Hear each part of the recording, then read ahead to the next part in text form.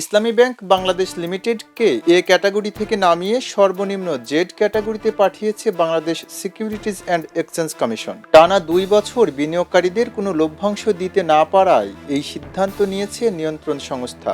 একই সিদ্ধান্তে B category থেকে জেড এ নেমেছে স্ট্যান্ডার্ড ব্যাংক লিমিটেড এবং south Bangla agriculture and commerce bank. বৃহস্পতিবার এ তথ্য প্রকাশ করে ঢাকা স্টক এক্সচেঞ্জ।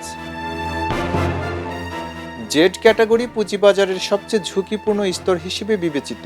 এই অবনমনের ফলে 3 ব্যাংকের শেয়ার কিনতে আর কোনো মার্জিন ঋণ সুবিধা পাবেন না বিনিয়োগকারীরা। রোববার থেকে কার্যকর হবে এই সিদ্ধান্ত। ডিএসই ও সিএসইর নির্দেশনায় ব্রোকারেজ হাউস ও মার্চেন্ট ব্যাংকগুলোকে এ বিষয়ে কঠোরভাবে মানতে বলা হয়েছে।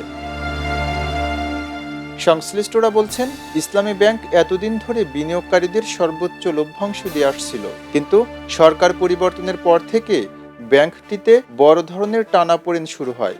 এতে করে জন্মলগ্ন থেকে সবচেয়ে ভালো ব্যাংকের তালিকায় থাকা ইসলামী ব্যাংক পরিচালন সমস্যার কারণে গত 2 বছর ব্যাপক সমস্যার সম্মুখীন হয়েছে। এতে করে ব্যাংকটিতে এক ধরনের ধস নেমেছে। প্রতিটি সূচকেই নেতিবাচক প্রবণতা তৈরি হয়েছে। সব মিলিয়ে ব্যাংকটি গত 2 বছর বিনিয়োগকারীদের লভ্যাংশ দিতেও ব্যর্থ হয়েছে।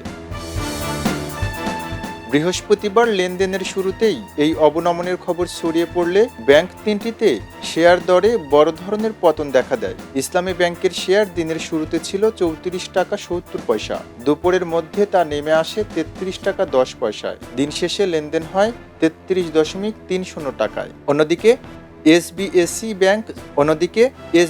ব্যাংক 6 টাকায় এবং স্ট্যান্ডার্ড ব্যাংক 4.70 টাকায় লেনদেন শেষ করে।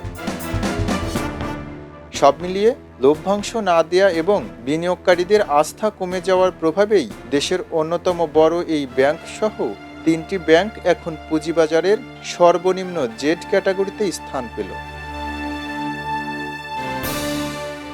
খবরের কাগজ, নিখাত, নির্ভীক, নিরপেক্ষ।